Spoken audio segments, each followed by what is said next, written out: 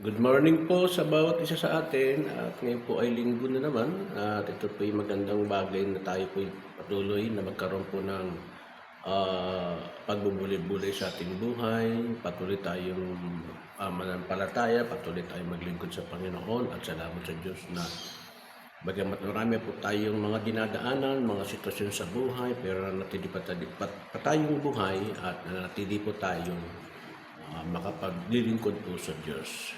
Kaya nga ho, huwag ho natin hayaan na agawin sa atin to bilang ating karapatan na maglingkod at manampalataya sa ating Panginoon. Sa 3:11 po ng mga ngaral ay makita po natin dito yung ang Diyos po ay yung meron siyang lahat ng bagay pagdating ho ng araw, maganda pa rin po ang kalalabasan po na bibigay po sa ating puso at sa pasimula po nung paglikha po ng Diyos hanggang sa end ay talaga makita natin yung kagandahan. Minsan kasi inisip natin, Panginoon, parang na-stuck na ako sa ganitong kalagayan. At maaari para bang wala lang atang bagay na makita tayo sa buhay po natin. Parang na-stuck na po tayo sa ganitong kalagayan. Pero itong kita natin na ang Diyos po ay hindi po nagpapabaya.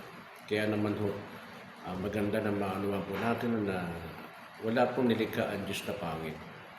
Wala rin pong binigyan ng aksidente lamang, kundi lahat ng bagay kung ginawa ng Diyos ay mabuti at maganda. So kung meron po tayong panahon na umiiral sa atin na talagang ang season po natin ngayon ay talagang medyo may kagandahan sa tingin natin. Pero sa Panginoon, sa ating pong Diyos ay hindi ho yun ay ang bagay na makita po natin sa buhay po natin. Merong time na talagang darating po ang kagandahan at plano po sa atin ng Diyos. Sabi nga, hindi pa ho natatapos ang Diyos sa ating pong buhay. Kumbaga, kung ano yung sinimulan po sa atin ng Panginoon sa Kristo, tatapusin po ito. Kaya naman po, minsan madalas nag-iisip ako, sabi ko, Lord, bakit ganun? Ba't para na-stuck na ako sa ganun kalagayan? Pero hindi po pala, no? Na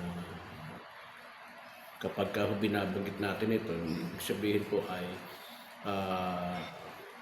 nagkakaroon tayo ng kawalan ng pag-asa. Pero dapat po, sabi nga po, patuloy po tayong manampalataya regardless po kung ano po ang ating pong kalagayan sa buhay. Importante ito sapagkat minsan pagka nagdedeklara po tayo kahit na ito nangyayari sa buhay natin, ay patuloy po tayong nanampalataya. Gumagawa po yung pananampalataya ngayon sa buhay po natin. At kaakibat po noon yung patuloy po nagabayad pagpapala po ng Diyos. Kasi po ang Diyos lamang po ang nakakakita po nung dinaanan natin at yung pupuntahan natin. Yung before natin, yung mga nakaraan po natin at yung future po natin.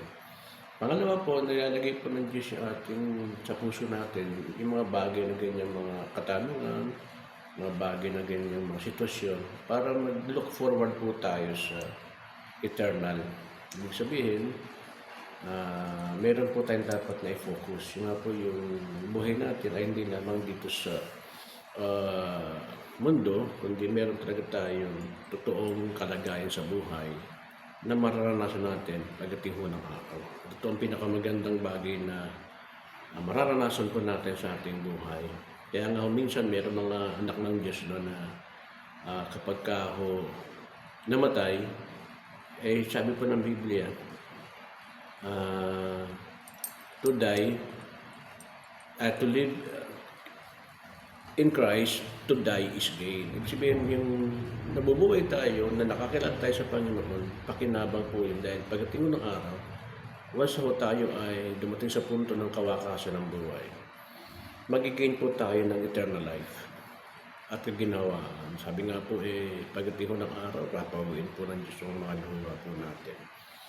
At marapat po na maunawaan po natin na magkaroon po tayo ng patuloy na panalangin sa araw-araw ng buhay po natin kasi ito yung mabisa. Kaya dalawang bagay po ang dapat natin gagawin. Una, patuloy pa rin po tayong manampalataya sa ating Panginoon. At anuman po ang nangyayari sa buhay natin, yung pananampalataya po natin ang siya magbibigay katugunan, magbibigay pasis po yun sa kasagutan po ng ating Diyos. Yung puso natin, lagi natin didelight sa Lord, no, na maghari siya at patuloy po tayong manangan po. Pangalawa po, yung looking forward po tayo sa higit sa lahat po sa ating Panginoon. Kasi siya lamang po ang makapagbibigay ng tinatawag na katugunan, tinatawag na kaganapan, kapahayagan na hindi kaya natin makita. Dahil tayo kakayanin makita ito. Pangalawa, wag mo tayo mag-focus po sa temporarily na sitwasyon sa buhay at gawin natin itong hagdanan para po mapatungo tayo sa permanent place na kung saan po na kalagayan po natin ay eternal. At patuloy tayong manalangin, patuloy po tayong magbasa ng Bible at kumatin po sa mga gawain sapagkat ito'y nagbibigay sa atin ng kalakasan sa bawat araw ng buhay po natin.